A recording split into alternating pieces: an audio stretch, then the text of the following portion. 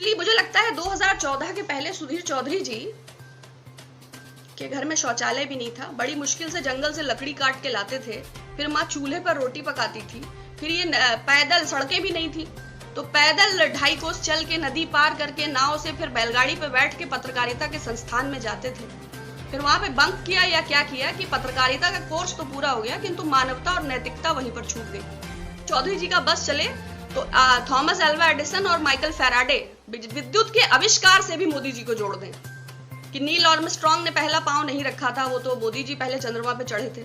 अगर चौधरी जी का बस चले तो वास्को डिगामा ने समुद्री मार्ग की खोज नहीं की थी, वो भी मोदी जी ने ही की थी। पत्रकारिता, वो भी बिना नैतिकता, बिना मानवता, और फिर तिहाड़ का 14 दिन का एक्सपीरियंस।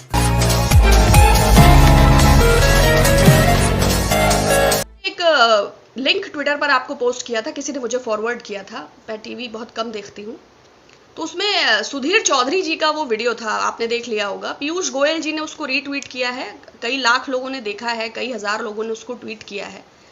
उनका कहना था कि लॉकडाउन फेल हो जाता अगर मोदी जी की ये योजनाएं ना होती।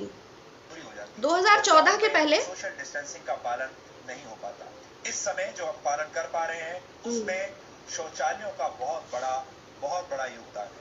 दूसरा सवाल, क्या भारत, उन्होंने 5 प्रमुख सवाल पैदा करे सुधीर चौधरी जी ने कि अगर 10 करोड़ घरों में शौचालय ना होता, अगर घरों में 8 करोड़ घरों में गैस चूल्हा ना होता, अगर 2 करोड़ परिवारों के पास मकान ना होता। देखिए कितने गंभीर क्वेश्चन है इस कोरोना वैश्विक संकट के समय, जबकि देश आपदा महामारी से जूझ रहा है। तो देखिए सुधीर चौधरी जी ने कितने वाजिब सवाल उठाए हैं। घरों में यदि शौचालय ना होता, बिल्कुल बहुत इंपॉर्टेंट बात है ये। 8 करोड़ घरों में गैस चूल्हा ना होता। आपको पता होगा कि 7 से 8% लोग ही अपने सिलेंडर्स को रीफिल करा पाते हैं। शेष सबने बांध के या तो टाड़ पे रखा है या बेच दिया है। बल्कि महोबा के गांव में किसानों का यह भी कहना था कि 1 लीटर मट्टी का तेल मिलता था, जिसकी ढिबरी में हमारे बच्चे पढ़ते थे। वो मट्टी का तेल भी बंद हो गया, और चूंकि हमारे पास रोजगार नहीं है तो सिलेंडर रिफिल कराने का तो कोई प्रश्न ही नहीं उठता। रोजगार हो तो सिलेंडर हो।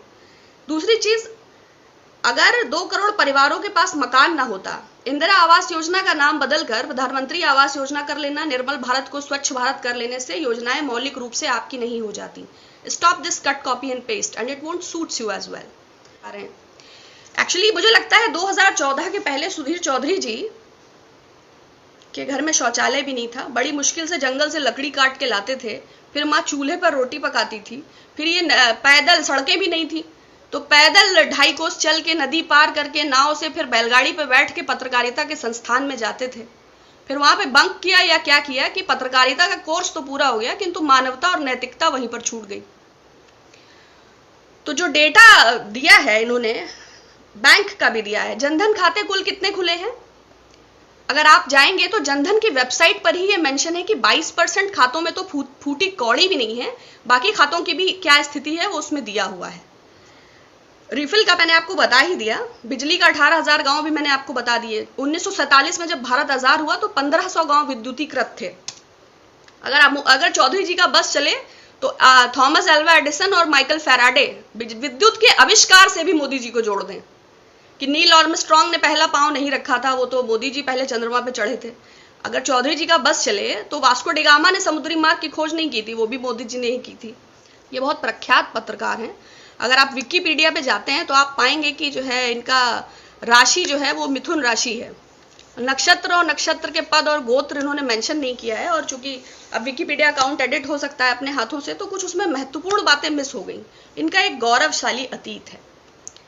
2012 में जिंदल स्टील्स प्राइवेट लिमिटेड से 100 करोड़ रुपए extortion money, 100 crore extortion money, extortion समझते हैं, रंगदारी, यू अंडरस्टैंड, अवैध वसूली। तो 100 crore extortion money Jindal steels से जब मांगा गया तो स्टिंग ऑपरेशन के दौरान इन पर केस फाइल हुआ और ये 14 दिन के रिमांड पे तिहाड़ जेल चले गए। अब ऑब्वियस सी बात है कि पत्रकारिता, वो भी बिना नैतिकता, बिना मानवता, और फिर तिहाड़ का 14 दिन का एक्सपीरियंस, तो इन्होंने बहुत तरक्की किया। निकले तो थोड़ा मानसिक रूप से असंतुलन होना स्वाभाविक था, वो इनकी पत्रकारिता में भी दिखता रहता है। बगदादी और गद्दाफी और पत्थरबाजी और खलीफा, उससे बाहर निकल नहीं पाते हैं, लेकिन खैर इट हैपेंस। तो 2012 का जो भी एक्सॉर्शन का केस था, बट अभी जो इनके टाइमलाइन पे जो ट्वीट पिन है उसमें भारत के प्रधानमंत्री और अमेरिका के राष्ट्राध्यक्ष के साथ उनकी सेल्फी सुशोभित हो रही है। तो आप सोचिए, देश की दुनिया की दो ताकतवर हस्तियों के बीच में बैठ के सेल्फी ले रहे हैं, तो कितने ताकतवर पत्रकार हैं। अब इतनी ताकत रहेगी तो मानवता और मूल्य और नैतिकता और पत्रकारिता और चाटुकारिता, इसमें भेद भी समझ नहीं आएगा। शिक्षा का कानून, शिक्षा से भारतीय जनता पार्टी का दूर दूर तक कोई संदर्भ नहीं है, क्योंकि बौद्धिकता पर हमले की प्रक्रिया में वो सबसे अग्रणी है।